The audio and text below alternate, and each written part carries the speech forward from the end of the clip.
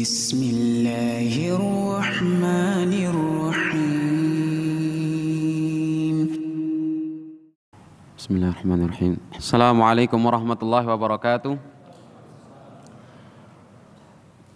Alhamdulillahilladzi arsala rasulahu bil huda wa dinil haqq liyudhhirahu 'alad dini kullihi wa kafa billahi shahida. Asyhadu an la ilaha illallah wahdahu la syarika lahu iqraran bihi wa tauhida. Wa asyhadu anna nabiyyana Muhammadan abduhu wa rasuluhu sallallahu alaihi wa ala alihi wa sahabatihi wa sallama tasliman mazida. Ahibati fillah azza wa iyyakum. Alhamdulillah pada malam hari ini kita bisa kembali berkumpul di Masjidil Aziz yang semoga senantiasa dimuliakan oleh Allah Subhanahu wa taala untuk melanjutkan pembelajaran kita pada As-Sirah An-Nabawiyah, sejarah kehidupan Nabi sallallahu alaihi wasallam. Yang mana pada pertemuan sebelumnya kita sudah sampai pada tragedi-tragedi dan juga peperangan-peperangan yang terjadi pasca perang Uhud atau antara perang Uhud dan perang Khandaq atau perang Al-Ahzab. Yang mana sebelumnya nama besar kaum muslimin, nama besar Nabi sallallahu alaihi wasallam dan pasukan kaum muslimin setelah perang Uhud semakin menurun. Tidak semakin berkurang kewibawaan mereka, kewibawaan Nabi sallallahu alaihi wasallam dan juga pasukan kaum muslimin di hadapan para musuh-musuh mereka, para musuh-musuh Islam di Jaziratul Arab. Kemudian setelah beberapa peperangan yang terjadi, yang mana terakhir kalinya pada saat perang Ghazwatu Badr As-Sughra, di mana Nabi sallallahu alaihi wasallam telah keluar untuk memerangi orang-orang kufar Quraisy, dan orang-orang kufar Quraisy pun telah keluar dari Makkah untuk memerangi kaum muslimin, akan tetapi mereka kemudian pulang karena takut bertemu dengan pasukan kaum muslimin. Setelah beberapa kejadian tersebut, nama kewibawaan kaum muslimin, Nabi sallallahu alaihi wasallam dan juga para sahabat-sahabat beliau mulai kembali ditakuti di kalangan orang-orang Jaziratul Arab, di kalangan para kabilah-kabilah di sekitar Jaziratul Arab. Dan setelah Nabi sallallahu alaihi wasallam mengusir Bani Nadir, mengusir orang Yahudi Bani Nadir dari Madinah yang dipimpin oleh Huyai ibn Akhtab. Huyai bin Akhtab pun tidak terima dengan perlakuan Nabi sallallahu alaihi wasallam. Meskipun yang memulai terlebih dahulu adalah Huyai dan juga orang-orang Yahudi, karena merekalah yang membatalkan perjanjian damai. Merekalah yang mengkhianati perjanjian damai antara mereka dengan Nabi sallallahu alaihi wasallam. Bahkan mereka hendak membunuh Nabi sallallahu alaihi wasallam, akan tetapi Allah Subhanahu wa taala menyelamatkan nabinya. Haibati fillah azza wa iyyakum. Perang Khandaq disebut juga dengan Ghazwatul Ahzab. Mengapa disebut dengan Ghazwatul Ahzab atau perang Al-Ahzab? Karena pada peperangan tersebut berkumpullah pasukan-pasukan kufar dari orang-orang Yahudi, orang-orang musyrikin Makkah, dan juga orang-orang musyrikin di sekitar Madinah. Insya Allah nanti akan kita sebutkan kabilah-kabilah yang berjalan menuju Madinah untuk menyerbu pasukan kaum muslimin di Madinah. Maka kelompok-kelompok tersebut yang begitu banyak, yang jumlahnya kurang lebih sekitar 10.000 pasukan, mereka semua bersatu untuk memerangi Nabi sallallahu alaihi wasallam dan kaum muslimin, sehingga disebut dengan perang Al-Ahzab, yang dalam bahasa Arab artinya adalah pasukan-pasukan, jamak dari kata hizb. Disebut juga perang Al-Khandaq. Mengapa disebut perang Khandaq? Karena Nabi sallallahu alaihi wasallam bersama dengan pasukan kaum muslimin, mereka menggali parit, menggali lubang-lubang jebakan yang mengitari kota Madinah untuk berlindung di dalam kota Madinah dari serbuan, dari serangan orang-orang kufar. Oleh karenanya disebut dengan perang Khandaq. Khandaq yang berarti parit, yang berarti parit. Taib haibati fil azallahu wa iyyakum. Pada bulan Syawal tahun kelima Hijriyah, bulan Syawal tahun kelima Hijriyah, setelah Nabi SAW berhasil mengusir Bani Nadir, orang-orang Yahudi Bani Nadir, Huyai bin Akhtab tidak terima dengan pengusiran tersebut, sehingga kemudian Huyai bin Akhtab bersama dengan kurang lebih orang-orang pembesar Yahudi Bani Nadir yang berjumlah 20 orang, mereka semua berjalan ke Mekkah menemui Abu Sufyan dan juga pembesar-pembesar kufar Quraisy. Mereka mengatakan kepada Abu Sufyan dan pembesar-pembesar Quraisy bahwa mereka telah membatalkan perjanjian damai dengan Nabi SAW dan mereka akan membantu orang-orang kufar Quraisy dalam memerangi Nabi SAW.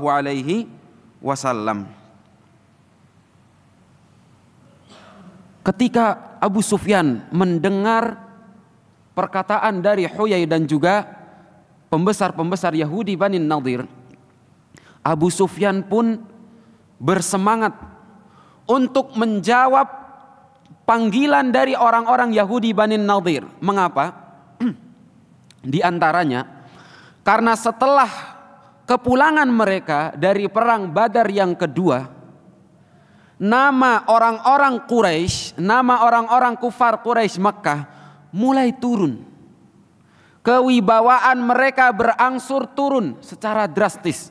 Orang-orang Jaziratul Arab mengatakan bahwa Abu Sufyan dan pasukannya adalah pecundang, karena mereka tidak berani untuk berperang melawan Muhammad SAW. Mereka kabur, mereka pulang dari medan pertempuran. Maka untuk mengembalikan kewibawaan mereka, untuk mengembalikan nama baik mereka di hadapan orang-orang Arab, Abu Sufyan pun menerima tawaran dari Huyai bin Akhtab dan juga pembesar-pembesar Yahudi lainnya. Maka keluarlah Abu Sufyan bersama dengan pasukan kufar Quraisy yang berjumlah kurang lebih 4.000 pasukan. Mereka semua keluar dari Mekkah untuk memerangi Nabi SAW.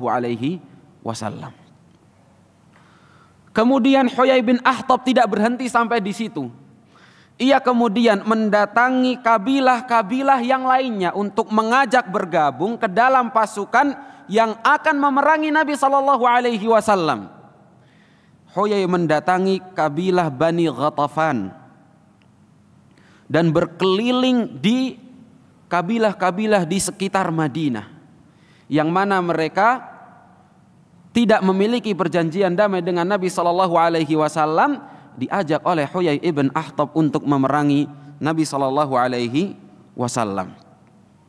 Maka beberapa kabilah pun menerima tawaran dari Huyai.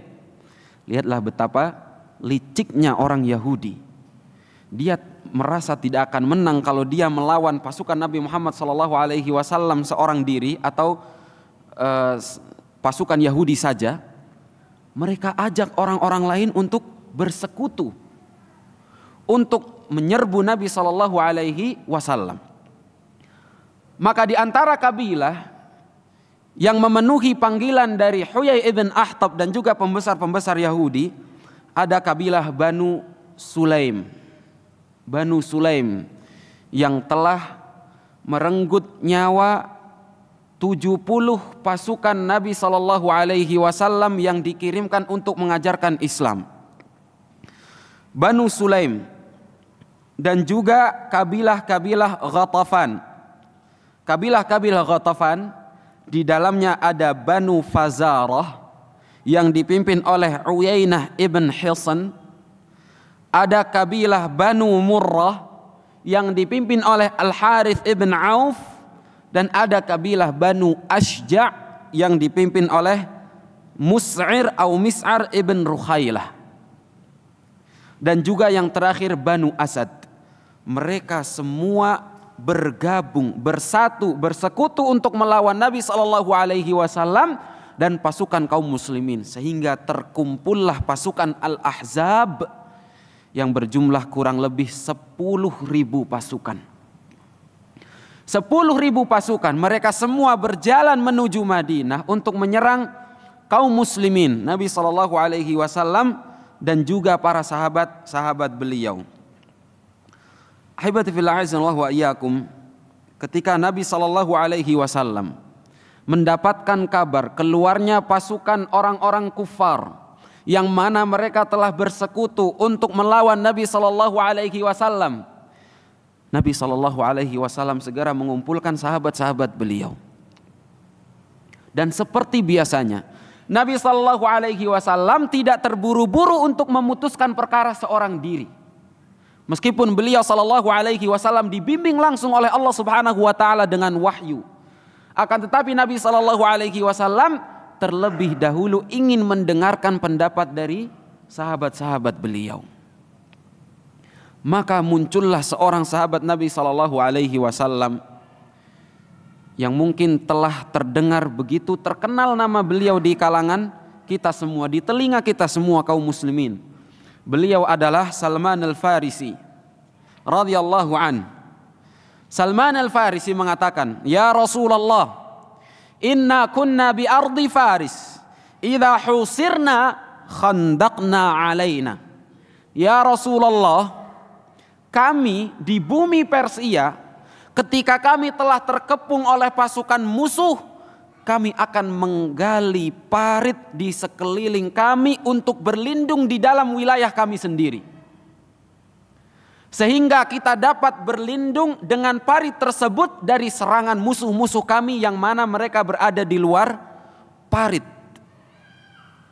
Maka Nabi SAW kemudian menerima pendapat Salman Al-Farisi. Dan Nabi SAW segera memerintahkan para sahabat-sahabat beliau untuk menggali parit di sekeliling kota Madinah. Nabi SAW memerintahkan kepada setiap 10 orang dari pasukan kaum muslimin untuk menggali kurang lebih 40 hasta parit. 40 hasta parit untuk setiap 10 pasukan kaum muslimin. Dan jangan antum bayangkan tanah di Madinah itu seperti tanah di tempat kita di Indonesia. Kalau kita lihat petani di kita, nyangkul kan enak ya. Nyangkul dapat tanah, nyangkul dapat tanah. Mungkin dalam 1, 2, 3 hari selesai. Tanah di Madinah, Madinah itu terkenal dengan tanah yang gersang, penuh dengan bebatuan. Disebut harrah, tempat yang panas karena penuh bebatuan. Batu kerikil, padang pasir, dan juga batu-batu keras.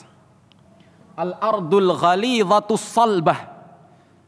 Tanah yang keras, tanah yang tandus, bebatuan yang tidak dapat menyerap air. Bayangkan antum disuruh untuk menggali tanah yang seperti itu. Setiap 10 orang 40 hasta. Bagaimana? Mereka kaum muslimin setiap pagi berangkat untuk menggali parit, pulang di sore hari dan hanya istirahat di malam hari. Dan pada saat itu bulan Syawal.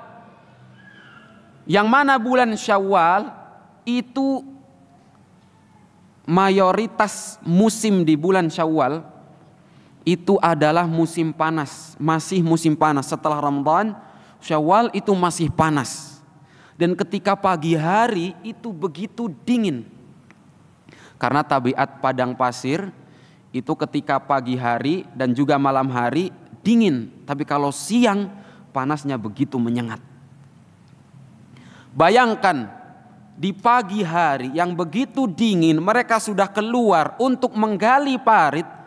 Dan di siang hari begitu panas. Mereka masih senantiasa menggali sampai di sore hari yang mana masih panas. mereka menggali parit. Mereka hanya pulang ke rumah mereka pada malam hari untuk istirahat. Haibati fil azza wa iyyakum. Dan pada saat itulah nampak beberapa mukjizat, tanda-tanda kenabian Nabi sallallahu alaihi wasallam. Di antaranya pada suatu ketika Nabi sallallahu alaihi wasallam sedang menggali parit. Kemudian ada sebuah bebatuan yang begitu keras untuk dipecahkan, sehingga kemudian sahabat Nabi sallallahu alaihi wasallam melaporkan hal tersebut kepada Nabi sallallahu alaihi wasallam. Dan saat Nabi sallallahu alaihi wasallam melihat hal tersebut, Nabi sallallahu alaihi wasallam segera mengambil alat pemecah batu. Dalam bahasa Arab disebut al-ma'ul, alat pemecah batu. Memiliki dua mata, sebelah bagian depan dan belakang, kemudian memiliki gagang untuk memecah batu.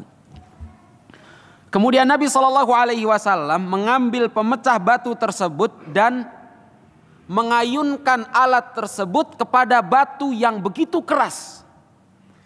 Di saat itu, di ayunan pertama, Nabi sallallahu alaihi wasallam mengayunkan alat pemecah batu tersebut.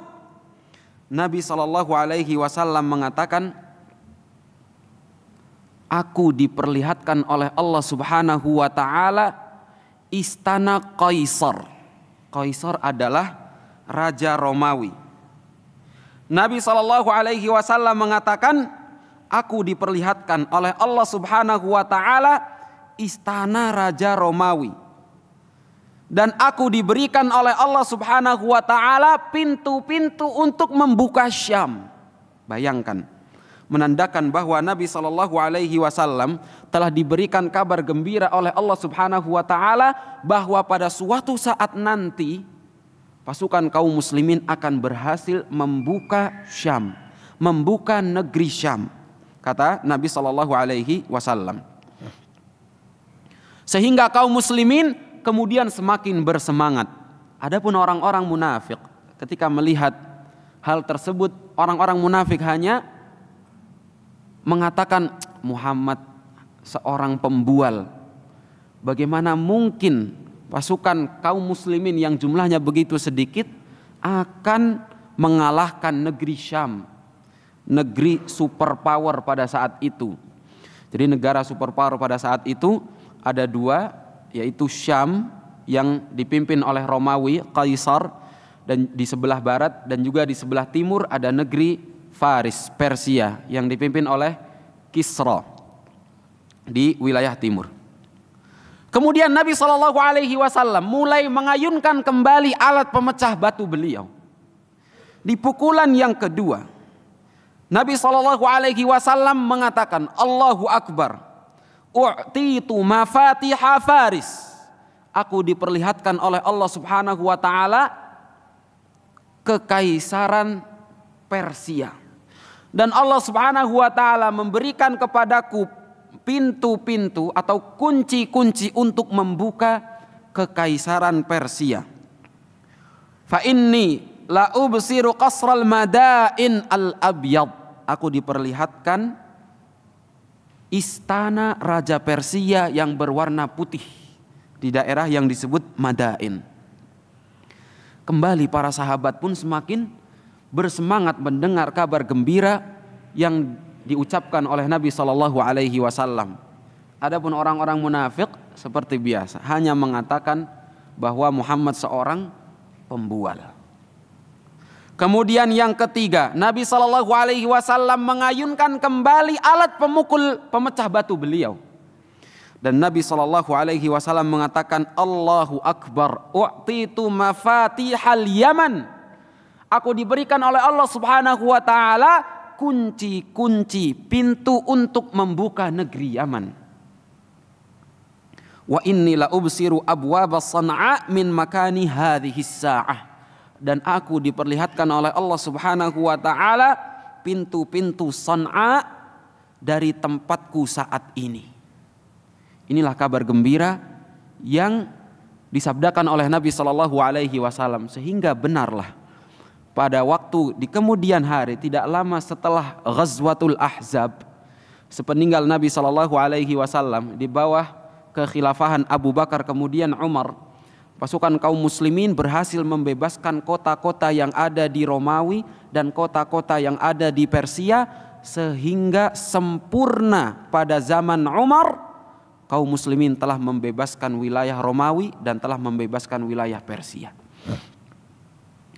Habibati fil azan wa iyyakum, di antara tanda kenabian Nabi sallallahu alaihi wasallam yang lainnya juga nampak pada Ghazwatul Ahzab, di mana pada saat kaum muslimin mendapati keroncongan rasa lapar yang begitu dahsyat,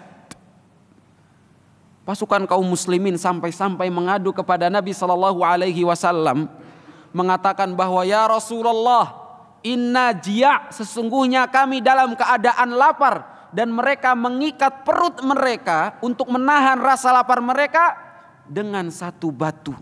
Diikatkan batu di dalam perut mereka untuk menahan rasa lapar.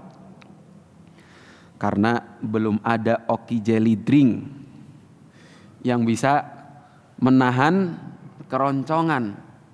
Akhirnya mereka untuk menahan rasa lapar mereka menggunakan batu, diikat perut mereka dengan batu. Akan tetapi saat mereka mengadu kepada Nabi Shallallahu Alaihi Wasallam tentang hal tersebut, Nabi Shallallahu Alaihi Wasallam hanya membuka perut beliau dan memperlihatkan kepada para sahabatnya bahwa Nabi Shallallahu Alaihi Wasallam mengikatkan dua batu. Artinya Nabi Shallallahu Alaihi Wasallam jauh lebih lapar daripada mereka. Inilah contoh seorang pemimpin. Tidak perlu banyak menjawab. Nabi hanya memperlihatkan perut beliau yang diikat dengan dua batu.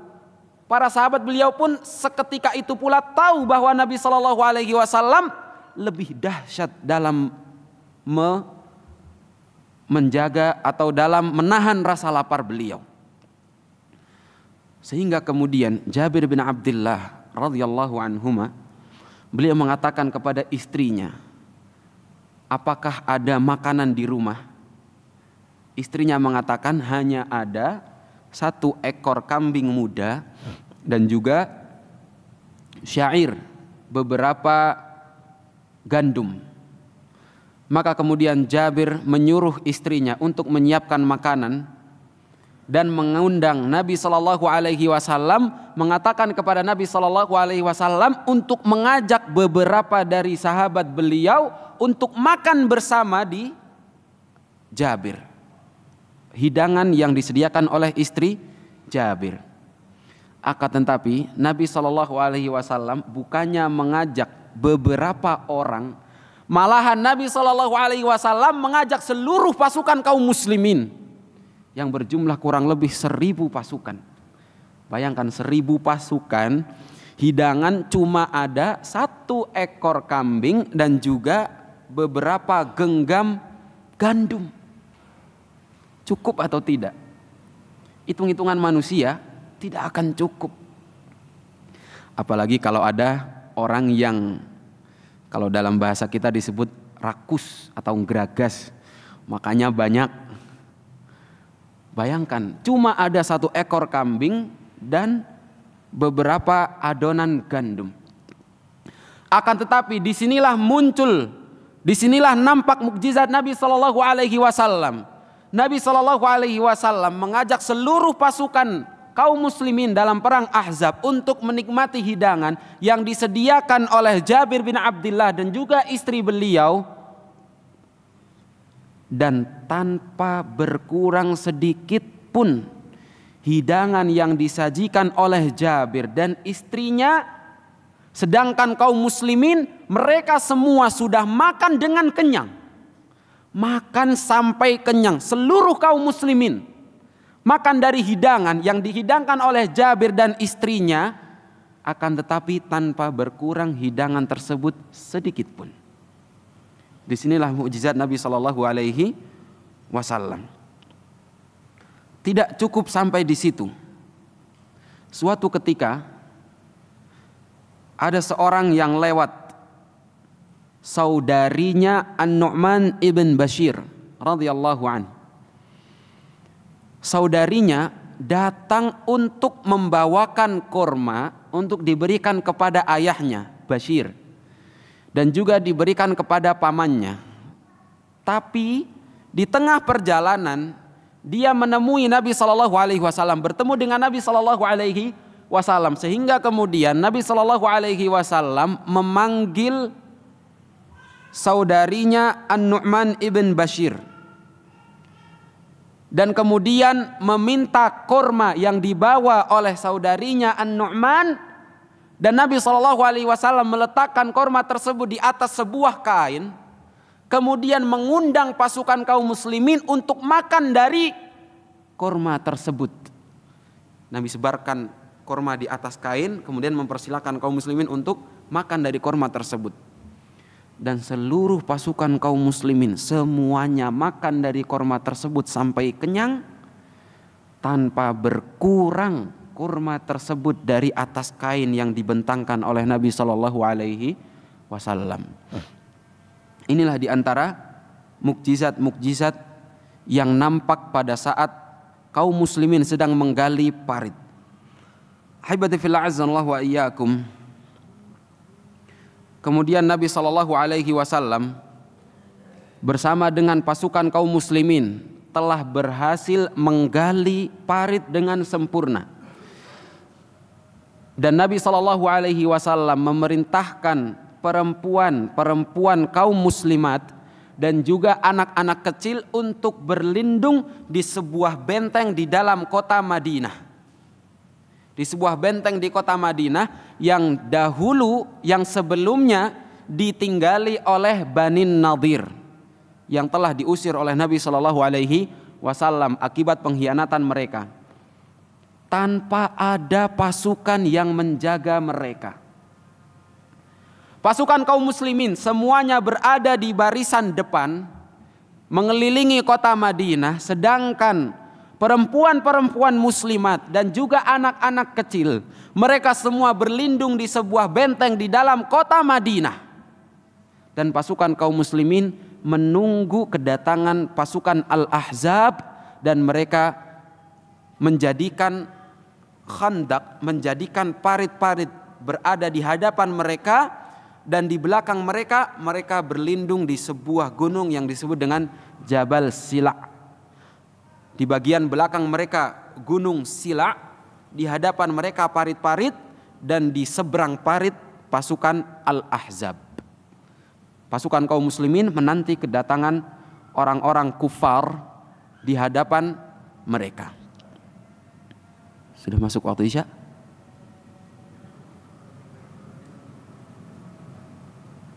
Pagi dari kita sudah dengar adzan soalnya. Taib ahibati fillah azanallahu wa iyyakum.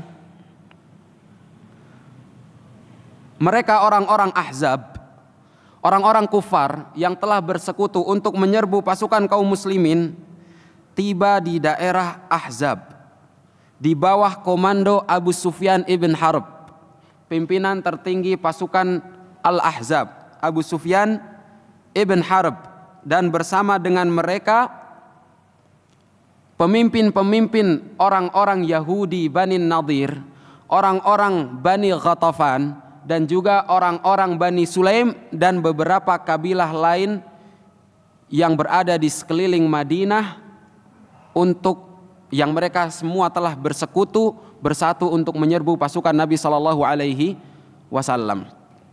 Mereka datang dari arah selatan dan juga dari arah timur.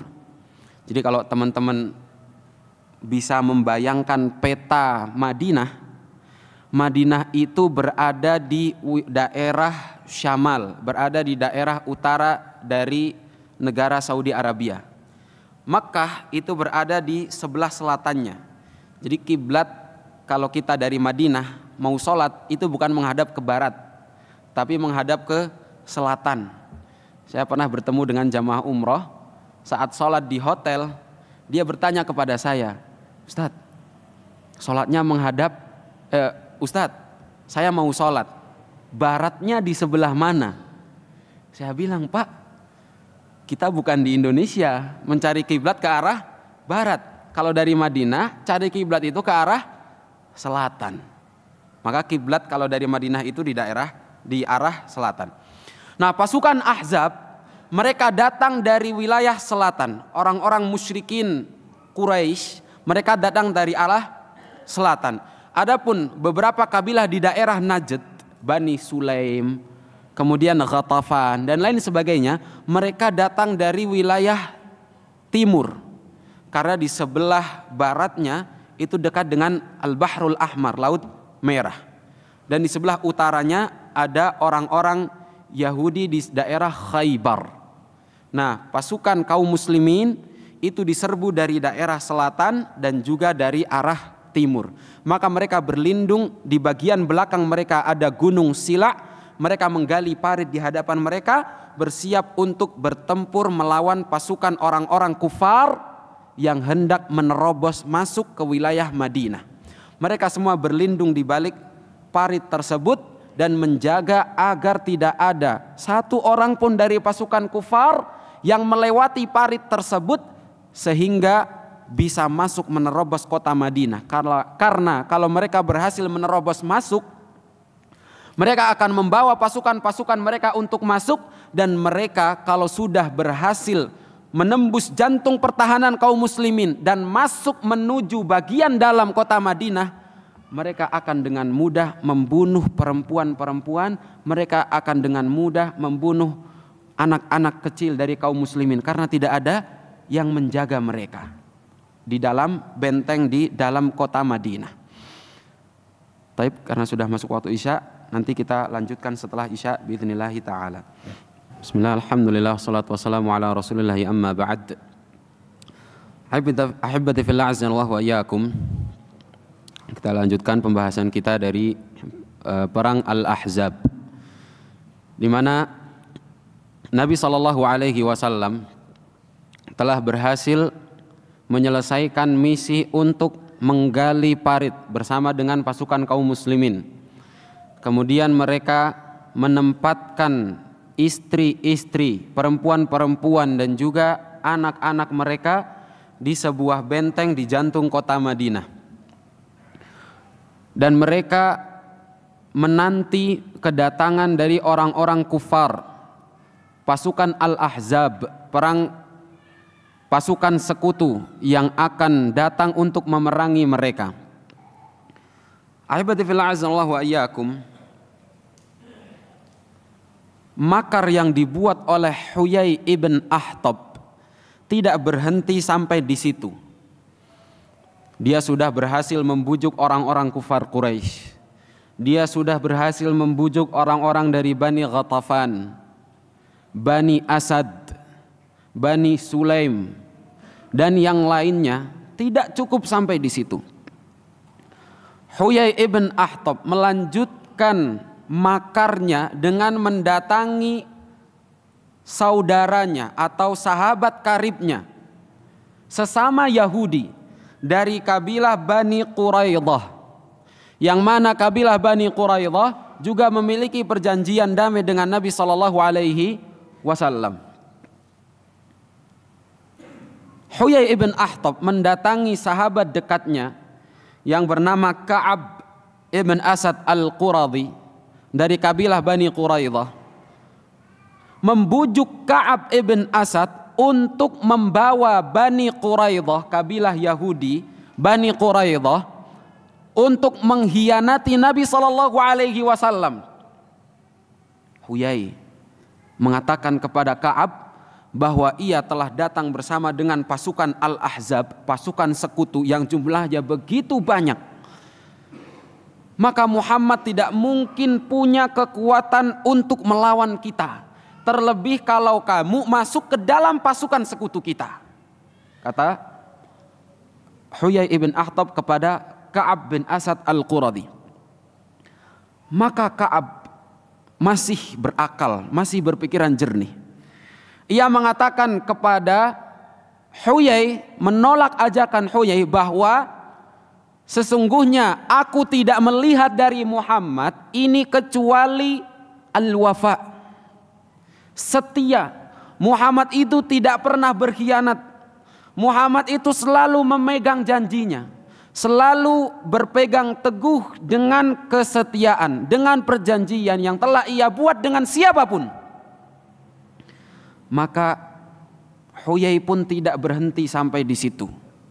Huyai terus membujuk dan membujuk Ka'ab ibn Asad untuk mengkhianati Muhammad sallallahu alaihi wasallam, sehingga kemudian Ka'ab pun tergoda dan pada akhirnya Ka'ab mengkhianati Nabi sallallahu alaihi wasallam. Bani Quraidah mengkhianati Nabi sallallahu alaihi wasallam. Bayangkan, pasukan kaum muslimin sudah dikepung dari daerah selatan kota Madinah, dikepung dari wilayah timur kota Madinah, dan di jantung pertahanan mereka sendiri orang-orang Yahudi Bani Quraidah pun telah mengkhianati mereka. Sampai-sampai pada suatu ketika ada seorang Yahudi dari Bani Quraidah yang berkeliling di sekitar benteng yang di dalamnya terdapat perempuan dan anak-anak kecil. Ia melirak-lirik mengawasi keadaan di sekitar benteng. Kemudian bibi dari Nabi Shallallahu Alaihi Wasallam, Safiyah bintu Abdul Muttalib, melihat gerak-gerik dari seorang Yahudi tersebut. Maka ia pun takut bahwa Yahudi tersebut akan mencelakai orang-orang yang ada di dalam benteng, sehingga kemudian Safiyah membunuh seorang Yahudi tersebut. Dan setelah mengetahui bahwa ada seorang Yahudi yang terbunuh di dalam benteng, maka orang-orang Yahudi Bani Quraidah yang lain mengira bahwa benteng tersebut dijaga oleh pasukan kaum muslimin. Padahal tidak ada pasukan kaum muslimin yang menjaga benteng tersebut. Kalau orang-orang Yahudi Bani Quraidah menyerbu benteng tersebut, habis kaum muslimin. Bagaimana mereka kemudian menjaga istri-istri dan juga keturunan-keturunan mereka? Akan terbunuh mereka semua. Akan tetapi biidznillahi azza wa jal, dengan kejadian tersebut orang-orang Yahudi mereka mengira bahwasannya benteng tersebut dijaga oleh sekelompok pasukan dari kaum muslimin. Mereka pun tidak menyerbu benteng tersebut. Akan tetapi mereka melawan Nabi Shallallahu Alaihi Wasallam dan juga pasukannya. Allah Subhanahu Wa Taala abadikan di dalam surat Al-Ahzab. Allah Subhanahu Wa Taala mengatakan, "Idh ja'ukum min fawqikum wa min asfala minkum." Lihatlah, ingatlah ketika pasukan musuh mereka datang dari arah atas, mereka datang dari arah bawah. Wa idzaghatil absar wa balaghatil qulubul hanajir wa tadhunnuna billahi dzununa. Pandangan kalian telah kabur dan hati kalian telah naik sampai ke tenggorokan. Saking besar rasa takut mereka pada saat itu.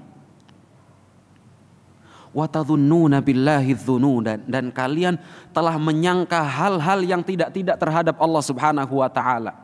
Hunalika betuliyal mu'minun wa zulzilu zilzalan syadida. Pada saat itu pasukan kaum muslimin, orang-orang mukminun, mereka mendapatkan cobaan yang begitu dahsyat dan mereka digoncang dengan goncangan yang begitu keras. Lihatlah pasukan sekutu yang jumlahnya begitu banyak datang dari segala arah hendak menyerbu pasukan kaum muslimin. Belum lagi orang-orang munafik, di mana orang-orang munafik mengatakan, wa idz yaqulul munafiqun walladzina fi qulubihim maradun ma wa'adana Allahu wa rasuluhu illa ghurura. Dan ingatlah tatkala orang-orang munafik mereka mengatakan bahwa apa yang dijanjikan oleh Allah Subhanahu wa taala dan juga Rasulnya hanyalah sebuah tipu daya, omong kosong. Tidak benar apa yang dijanjikan oleh Allah dan Rasulnya. Orang-orang munafik menggembos-gembosi pasukan kaum muslimin. Wa idh qalat ta'ifatun minhum ya ahla Yathrib la muqama lakum farji'u. Beberapa di antara mereka mengatakan, wahai penduduk Yathrib, la muqama lakum, sudah tidak ada tempat lagi bagi kalian. Sudah dikepung dari segala arah. Farji'u, maka pulang sudah kalian. Jangan pergi berperang. Wa yasta'dzinu fariqun minhum, sebagian dari mereka meminta izin kepada Nabi SAW untuk pulang ke rumah. Lagi mau perang, izin untuk pulang ke rumah, tidak mau ikut berperang. Mereka mengatakan, yaquluna inna buyutana aurah wa ma hiya bi'aurah. Mereka mengatakan bahwa ya Rasulullah, rumah-rumah kami itu terbuka lebar, tidak ada yang menjaga. Padahal rumah-rumah mereka tertutup, rumah-rumah mereka tidak terbuka lebar. In yuriduna illa firara, yang mereka inginkan hanyalah kabur dari medan pertempuran. Hibati fillah azanallahu wa iyyakum. Ketika Nabi SAW sampai kepada beliau kabar tentang pengkhianatan yang dilakukan oleh Ka'ab ibn Asad al-Quradi, Nabi SAW mengirim beberapa orang sahabat beliau, Sa'ad ibn Mu'adz, Sa'ad ibn Ubadah, dan juga Abdullah bin Ruwahah dan Khawat ibn Jubair. Nabi SAW mengirimkan mereka berempat untuk mendatangi Bani Quraidah untuk bertabayyun apakah benar kabar tentang pengkhianatan mereka. Dan ternyata kabar pengkhianatan mereka benar. Sehingga kemudian Nabi SAW mengatakan, abshiru ya ma'syaral mu'minin binasrillahi ta'ala wa aunihi. Terimalah kabar gembira wahai kaum mukminin akan datangnya pertolongan Allah Subhanahu wa taala dan bantuan dari Allah Subhanahu wa taala. Maka berkecamuklah perang. Akan tetapi perang pada saat ini bukan tatap muka adu pedang, bukan. Tapi perang pada saat ini adalah bagaimana mereka mempertahankan batasan antara mereka dengan pasukan musuh, agar pasukan musuh tidak sampai ke hadapan mereka. Bagaimana mereka mempertahankan khandak-khandak, parit-parit yang mereka gali agar tidak dilalui oleh pasukan sekutu, pasukan musuh, pasukan Al-Ahzab. Maka yang mereka lakukan adalah melempari dengan busur-busur panah, melempari dengan anak-anak panah, dan melempari mereka dengan an-nabl yang fungsinya seperti ketapel tapi lebih besar. Jadi diletakkan batu kemudian dilemparkan seperti itu. Untuk mencegah pasukan-pasukan sekutu, pasukan-pasukan Al-Ahzab agar mereka tidak dapat menyeberangi Khandak sehingga mereka masuk ke dalam Madinah. Pasukan sekutu, mereka mulai mencari-cari celah. Mereka mencari cara bagaimana kita bisa masuk ke Madinah.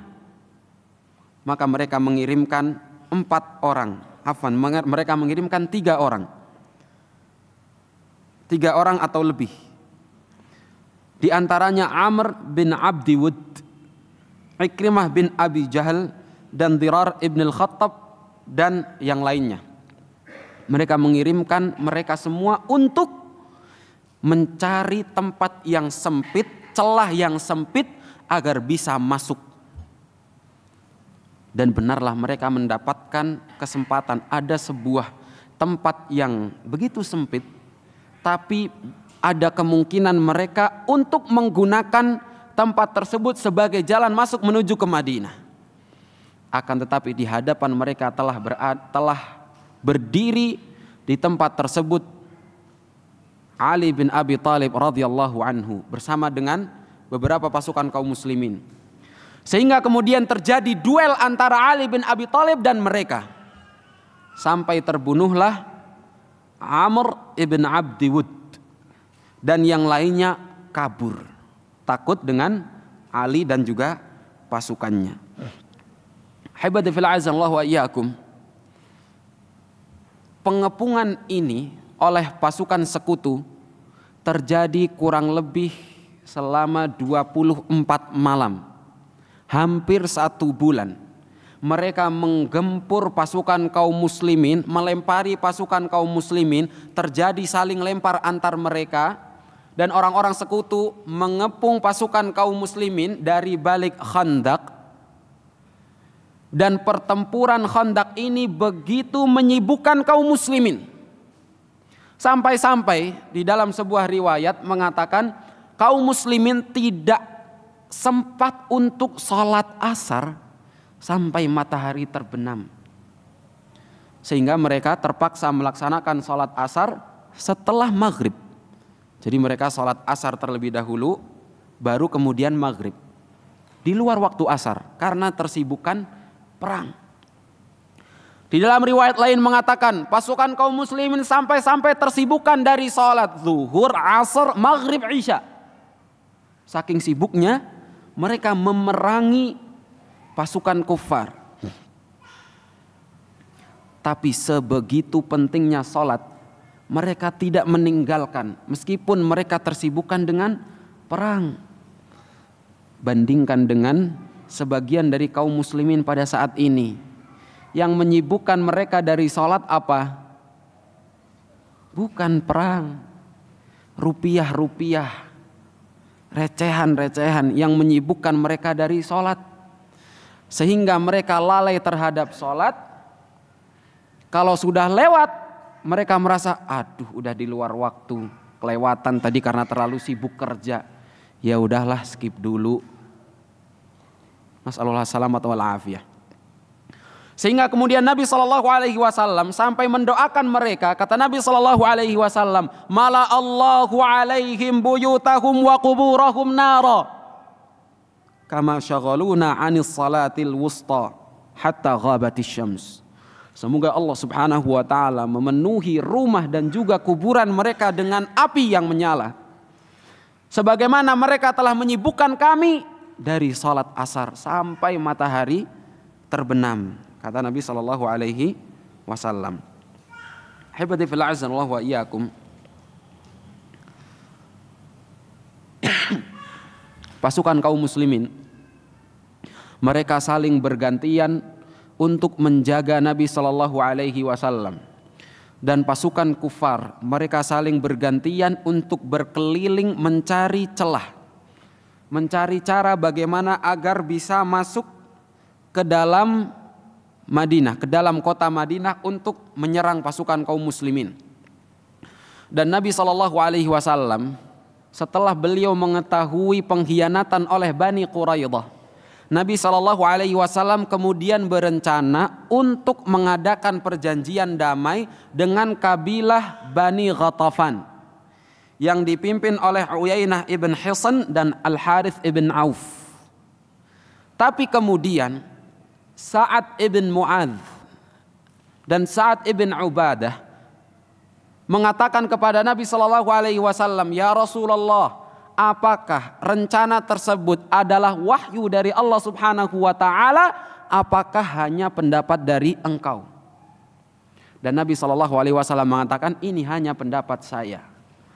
Maka kemudian Sa'ad ibn Mu'adz dan Sa'ad ibn Ubadah menyarankan kepada Nabi SAW untuk tidak melakukan perjanjian damai dengan kabilah Bani Ghatafan, karena besar kemungkinan mereka juga akan berkhianat. Sudah, kita perangi saja mereka semua, orang-orang Al-Ahzab ini. Semoga Allah Subhanahu wa taala memberikan pertolongan kepada kita semua, memberikan kemenangan kepada kita semua. Dan benar, habibillahillah wa iyyakum, Allah Subhanahu wa taala pada saat itu memberikan pertolongan. Setidaknya ada 2 pertolongan besar yang dikirimkan oleh Allah Subhanahu wa taala. Yang pertama, Allah Subhanahu wa taala firmankan di dalam surat Al-Ahzab, ya ayyuhalladzina amanu dzkuru ni'matallahi 'alaikum idh ja'atkum junudun fa arsalna 'alaihim riha wa junudan lam tarauha. Wahai orang-orang yang beriman, ingatlah nikmat Allah Subhanahu wa taala kepada kalian ketika datang kepada kalian pasukan-pasukan yang begitu banyak. Kami kirimkan untuk kalian pasukan yang kalian tidak dapat melihatnya, dan juga rih, dan juga angin. Allah Subhanahu wa taala kirimkan angin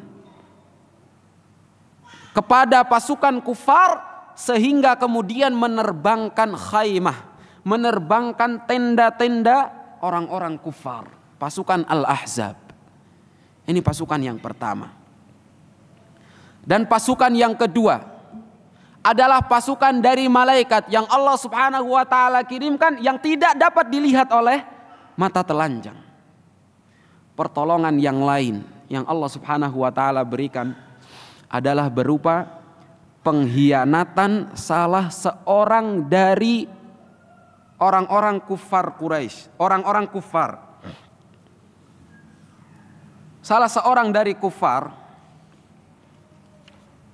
yang bernama Nu'aim ibn Mas'ud.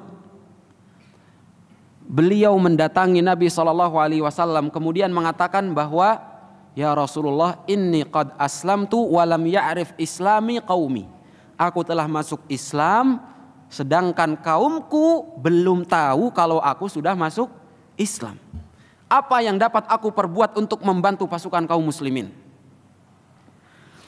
Nabi SAW kemudian mengatakan, engkau hanya seorang diri, maka lakukanlah apa yang bisa engkau lakukan. Fal harbu khida', karena peperangan itu adalah tipu daya. Kalau kamu bisa melakukan, silakan lakukan apa yang kamu tipu daya apa yang bisa kamu lakukan. Maka kemudian apa yang dilakukan Nu'aim ibn Mas'ud?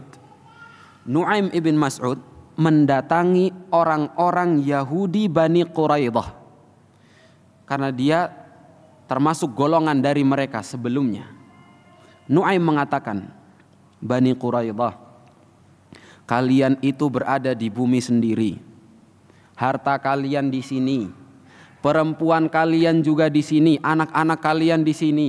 Mereka datang dari luar dan mereka tidak akan menepati janji kepada kalian, tidak akan memberikan apa-apa kepada kalian kalau mereka menang. Dan kalau mereka kalah, harta-harta mereka jauh di sana. Mereka datang dari tempat yang jauh, perempuan dan anak mereka juga jauh di sana. Kalian yang akan hancur. Dan kalian tahu bagaimana posisiku terhadap kalian, bagaimana loyalitasku terhadap kalian. Maka kemudian mereka mengatakan, kalau gitu gimana? Apa yang harus kita perbuat, Nu'aim? Nu'aim pun menyarankan mereka agar menuntut terlebih dahulu bayaran dari orang-orang Quraisy, dari orang-orang kufar Quraisy, menuntut bayaran terlebih dahulu untuk melanjutkan peperangan. Maka mereka pun setuju. Nu'aim balik mendatangi orang-orang Quraisy. Ini orang-orang Yahudi, orang-orang licik. Ini orang-orang Yahudi, lihat nih, orang-orang Yahudi bakal minta ke kalian bayaran dulu sehingga mereka mau untuk melanjutkan perang. Kalau mereka minta, kalian gak usah kasih. Orang mereka yang bertetangga dengan Muhammad, kalian datang dari jauh, kata Nu'aim. Kata orang-orang Quraisy, oh benar nih. Sehingga kemudian terpecah belah pasukan kufar. Dan mereka kemudian sedikit demi sedikit berangsur mundur. Sehingga Allah Subhanahu wa taala memberikan kemenangan kepada pasukan kaum muslimin, dan tidak ada dari mereka yang terbunuh dari pasukan kaum muslimin kecuali hanya sekitar 6 orang saja. 6 orang dari pasukan kaum muslimin. Akan tapi di antara 6 orang tersebut ada salah satu sahabat dari Ansar yang begitu mulia, yaitu Sa'ad ibn Mu'adz radhiyallahu anhu, dan terbunuh dari pasukan kufar kurang lebih 10 orang. Di antaranya Amr ibn Abdi Wud yang dibunuh oleh Ali bin Abi Thalib, dan berakhirlah peperangan dengan kemenangan oleh kaum muslimin. Dan tidak berhenti sampai di situ. Setelah perang Ahzab ini, tidak ada lagi pasukan kufar yang berani menyerbu kaum muslimin.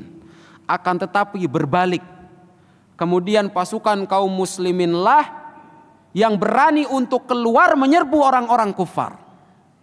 Nabi SAW mengatakan, al-ana naghzuhum wala yaghzunana nahnu nasiru ilaihim. Mulai saat ini, mulai detik ini, kami yang akan keluar untuk memerangi mereka, orang-orang kufar Quraisy, dan tidak ada lagi mereka yang mendatangi kami untuk memerangi kami. Kami yang berjalan untuk memerangi mereka. Lihatlah, setelah perang Ahzab ini, pasukan kaum muslimin mendapatkan kewibawaan yang begitu besar. Nama mereka sudah ditakuti di seluruh Jaziratul Arab.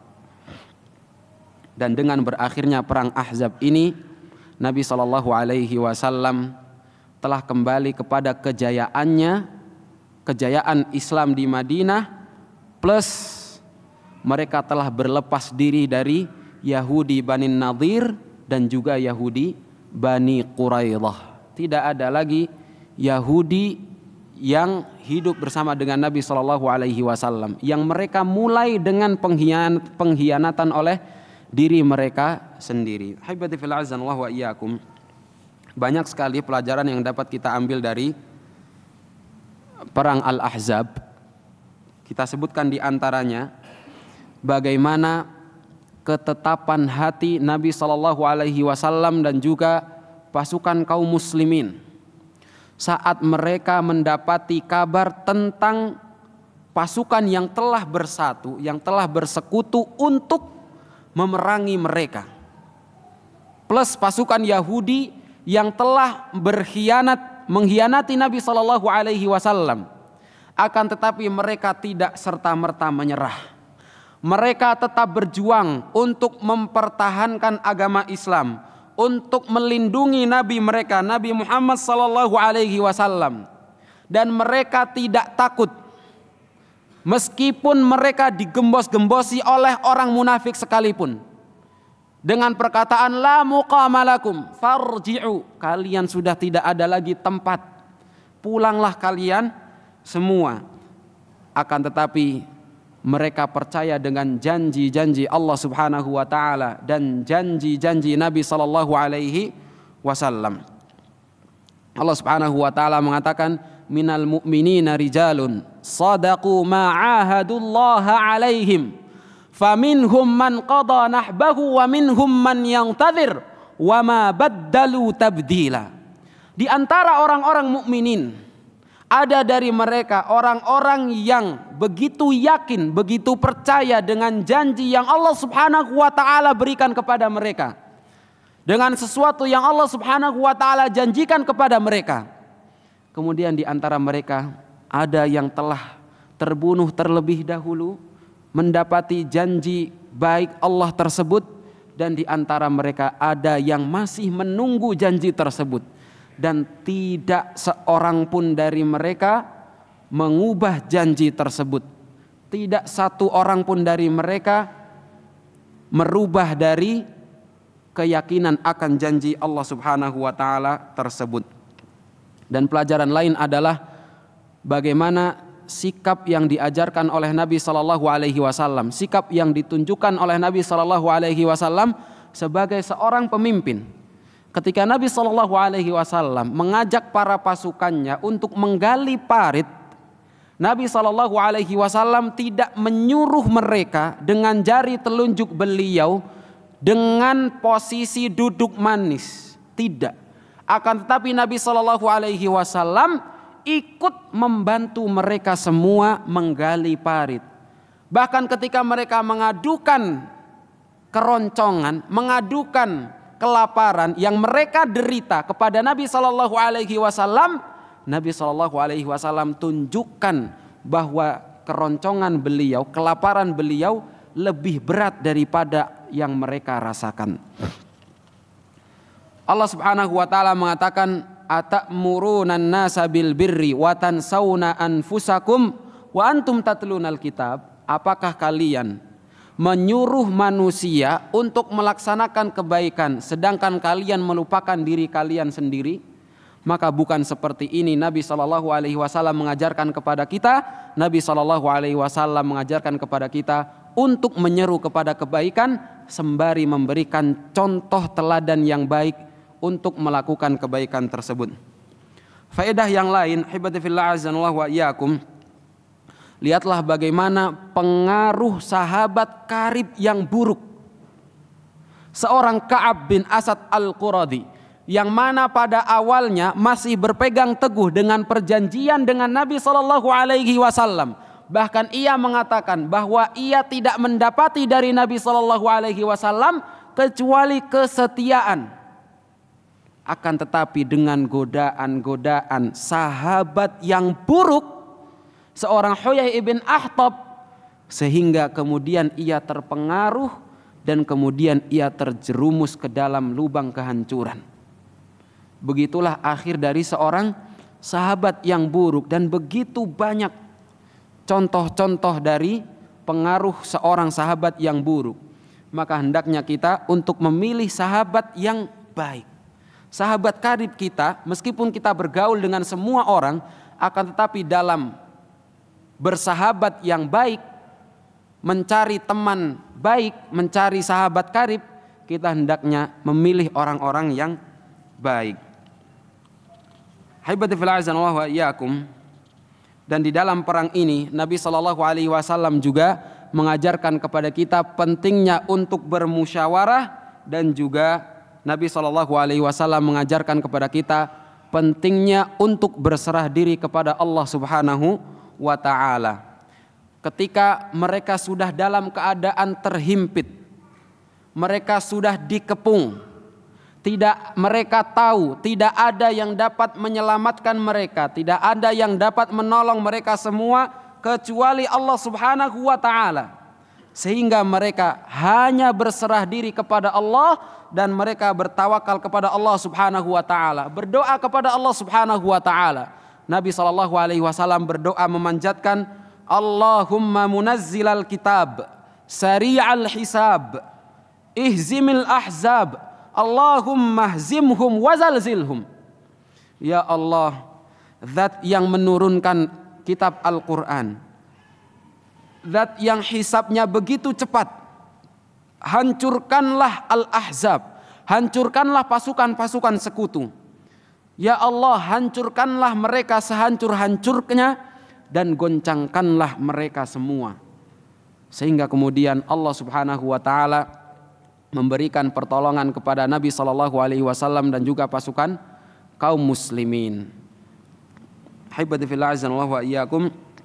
Mungkin sampai di sini terlebih dahulu yang dapat kita pelajari pada malam hari ini. Insyaallah akan kita lanjutkan pada pertemuan berikutnya. Semoga apa yang kita pelajari dapat bermanfaat bagi kita semuanya. Allahumma aqsim lana min khasyatika ma tahulu bihi bainana wa baina ma'siyatik, wa min ta'atika ma tuballighuna bihi jannatak, wa minal yaqini ma tuhawwinu bihi alaina musa'ibad dunya, wa mati'na Allahumma bi asma'ina wa absarina wa quwwatina abadan ma abqaitana, waj'alhu al-waritha minna waj'al tha'rana 'ala man zalamana wansurna 'ala man 'adana, ولا تجعل مصيبتنا في ديننا ولا تجعل الدنيا أكبر همنا ولا مبلغ علمنا ولا تسلط علينا اللهم بذنوبنا من لا يخافك فينا ولا يرحمنا وآخر دعوانا الحمد لله رب العالمين صلى الله وسلم بارك على نبينا محمد وعلى آله وصحابته أجمعين ثم السلام عليكم ورحمة الله وبركاته.